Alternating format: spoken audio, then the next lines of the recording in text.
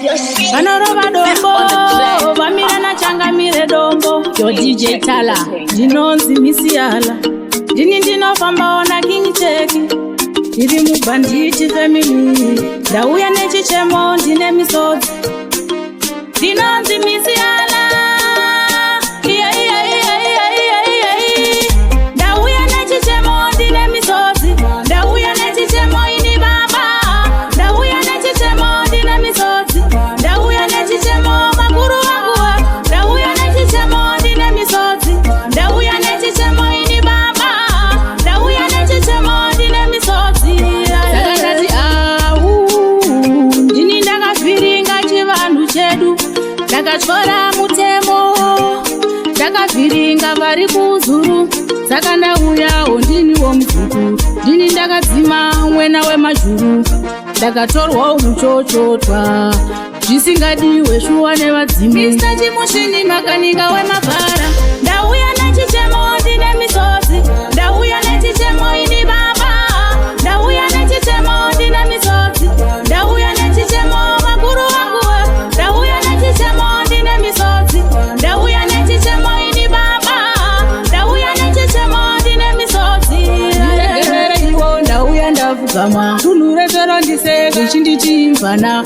Ae dumberere mvana. Ae dumberere mvana. Iri mu banditi family. Ndauya nechichemo ndine misodzi. Dinonzi Misiala. Ndauya nechichemo ndine misodzi. Ndauya nechichemo ini baba. Ndauya nechichemo ndine misodzi. Ndauya nechichemo makuru wangu. Ndauya nechichemo ndine misodzi.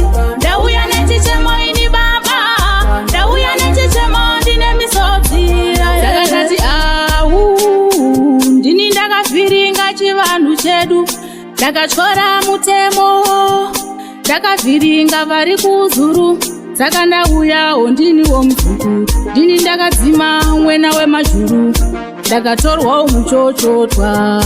Zvisingadiwe shuwa nevadzimu. Mr. Chimushini makanika wemavhara. Ndauya nechichemo ndine misodzi. Ndauya nechichemo ini baba. Ndauya nechichemo ndine misodzi. Ndauya nechichemo makuru wangu. Ndauya nechichemo ndine misodzi. Ndauya nechichemo ini baba. Ndauya nechichemo ndine misodzi.